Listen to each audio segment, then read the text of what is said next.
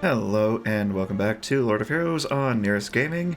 Not a ton of major stuff happening, but we're going to go over the two new sets of relics for Dark Lairei and Light Cesaire. We're going to do some pulls on the Water Ian banner, and then we're going to test out how Fire Astrid and Earth Walther are functioning now after their updates. So let us get in with the relics. So not only did Dark Lairei get some health scaling damage on all of her abilities and some more conditional damage on her burst, but she now has some new relics as she is added to the Link Summon banner. Her default is going to be debuff rate because she unloads debuffs on enemies. She's very good dark support for the likes of Dark Lumi and others that deal with debuff damage, like an exposed weakness team setup. Her Refined is going to give her a chance to grant herself immunity for 2 turns upon taking a turn. This does get all the way up to 100%, so if you're running this at tier 6, she will permanently be immune to status effects, as long as she's keeping up with her turns. Her Divine is what you're going to go with if you're taking advantage of that health scaling damage, because it gives her a chance to do piercing damage when she attacks, getting up to 100% at tier 4, and then getting another 15% piercing damage total over the next 2 tiers. Light Cesaire got some light conditional buffs to a couple of her abilities, and she is likely going to be the next rerun feature summon banner starting next month, October, and she got her relics now. Her default is going to up her resistance. Her Refined is going to give her a chance to heal her health by 10% going up to 20% at tier 4 upon taking a turn, and it increases her damage dealt against dark elemental enemies. Keep her alive more and deal even more damage. She already does a decent bit. Her Divine relic is going to be her more supportive one. This will give her a chance to remove one of the most recent debuffs from each ally respectively if her attacks are crits when she attacks. This does go all the way up to 100% after tier 5, and removes a second debuff at tier 6, making her even more heavy in the utility department, with a very good effect. More debuff cleansing is always welcome. Now let us do some pulls on Ian's banner. I have been saving for a little bit. Here we go. That's 2 of the 4 10 pulls we're gonna do. No luck so far. Well darn. Well, that was not as fruitful as I would have hoped, but there's 37 days left. Now let us shift around some gear and do some test raids with the updated Fire Astrid first and then Earth Walther. Fire Astrid got the change on her 1 going from attack strength increasing to damage dealt increasing. We will see if that actually changes anything for this based on her speed. Her 2 no longer ups her speed, but gives her stacks of crit damage, which stacks up to 20 times. Also gives her an extra turn if the target is Earth. Her burst, damage dealt scales with speed, single target, 100% more damage if she has 5 or more of those stacks from her 2. The process of getting those stacks will be eased heavily by her Divine Relic, which gives her a maximum 55% chance to blitz every time she attacks. Given she's getting extra turns and supposed to go fast, this should be quick stacking, hopefully. Currently, we are just going to build her as a normal sniper with 4 attack and 2 crit damage. In previous testing, that was what was doing better than the haste setup with speed. She also has below average base speed, so making use of haste was not as effective as others. Okay, this is what we're going into this with. She has a 72% chance to crit, but that'll up to 87 if she has an elemental advantage. Good hefty 230% crit damage so far. If she hits high stacks, that'll get near 400. About 5,300 attack. She's very fragile in the health department, so we're going to have probably Fire Olivia in there to shield and action gauge boost. Okay, so our primary team with Astrid is going to be Fire Astrid, of course. Fire Erin for the Scald and crit damage up on the team, plus she does a decent amount of damage on her own. Fire Lyn for attack up and leech to the team, and Sniper for burst gauge gain. Fire Olivia for action gauge boosting and shielding, and Sniper burst gauge gain as well. And Fire Vanessa for healing, invincibility, and defense up for the team. Secondary team is just going to be a bunch of fire people that I have built, although Lumi does not have any equipment on her. Lyn and Lumi will be the ones that can bring defense down to the table. Fire Olivia also brings decay defense, and Fire Walther can bring shock with his too.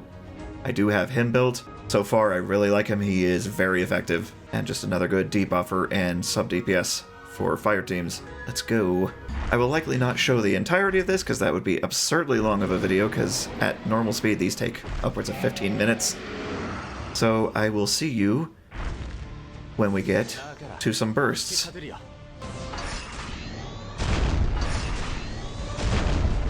Already right there with 2 stacks, and here comes a burst immediately.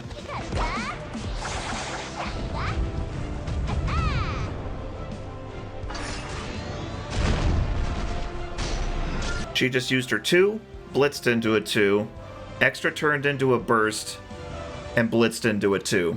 That was technically an extra turn, but she effectively did 4 attacks with 1 turn. The damage was not exceptional. She's only done 1.3 million with all that, so we'll have to see how she gets going once the debuffs and stuff come in.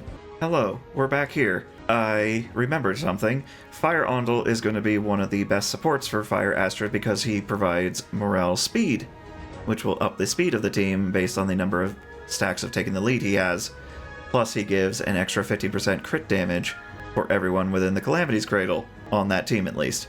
Just a minor adjustment there. We're going to get back into this real quick.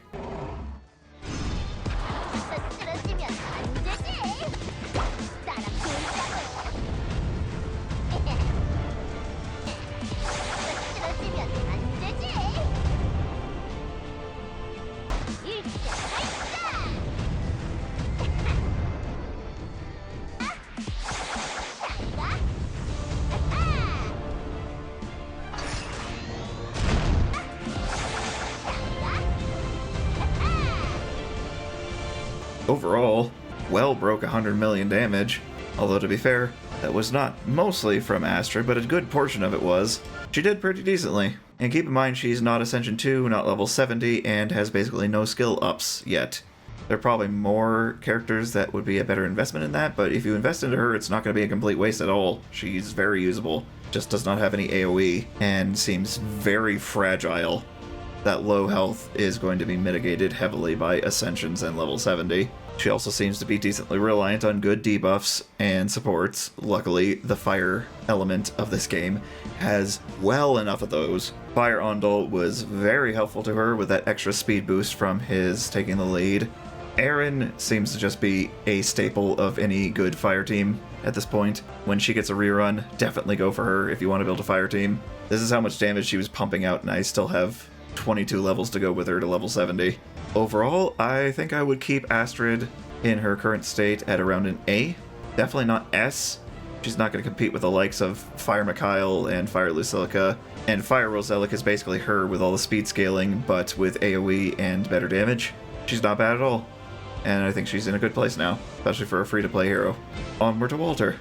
Now, Mr. Walther here has been given defense scaling damage on all of his abilities. His 1 gives defense up to all allies instead of just him and 1. His 2 gives attack up to all allies for 1 turn, but up to 3 turns for Earth allies now. And his burst has that defense scaling and deals 300% more damage to water elemental enemies. Speaking of Erin, I'm going to pop over her equipment onto him because it's all defense based, because she has defense scaling as well. So we'll see how much he hits for. I'm guessing he'll probably do 1 to 3 million. We shall see. Okay, so here are the stats we're going into this with. Not the greatest in health, barely under 10,000, about what you want to be for later game content. Not going to worry about attack because that's not what he scales with primarily. And we're going into this with 4 defense pieces and 2 crit damage pieces. Enough crit rate on those substats that he is at a 91%, so he'll be guaranteed crits on water elemental enemies. And his crit damage is all the way up at 241. Let us begin. Earth 11 to give him action gauge boosting. Although thinking about it, she will not do as much for him given he is not going to be the highest attack character. That's going to be Myriand. Earth Myriand for a sniper. Earth Aslan for action gauge boosting and attack up. Earth C2 for shielding and healing. Team 2 is mostly just going to be Sulfy for defense down and shock, and then a bunch of random stuff to be durable and last long. Not as clear as far as debuffs are concerned as a fire team, but we shall see. So with that setup, I was generating barely any spirit gauge, and Earth Aslan was redundant with the attack up with Earth Walther, and he was stealing all of the bursts, and Walther got none. So we're going to adjust to this. The snipers in this setup are going to be at elemental disadvantage, but at least they will generate a good amount of spirit and provide good buffs. And we move Myriand over to the other team because he was the highest attack on the team. He was doing very good damage and providing good debuffs, but he was also taking all of the bursts. So hopefully we actually get a Walther burst in this one.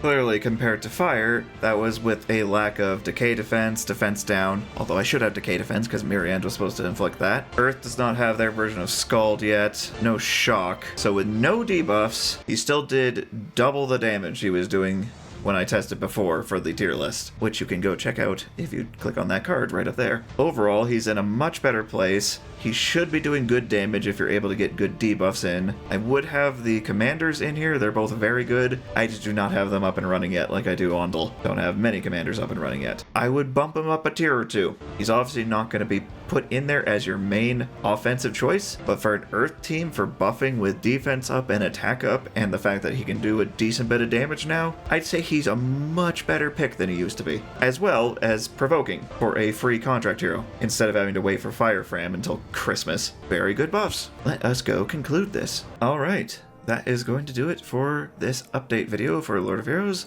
today on Nyris Gaming. If you would like to see more videos like this, updates, guides, and let's plays of other games, hit that subscribe button down there and like if you like the video. I shall see you in the next one.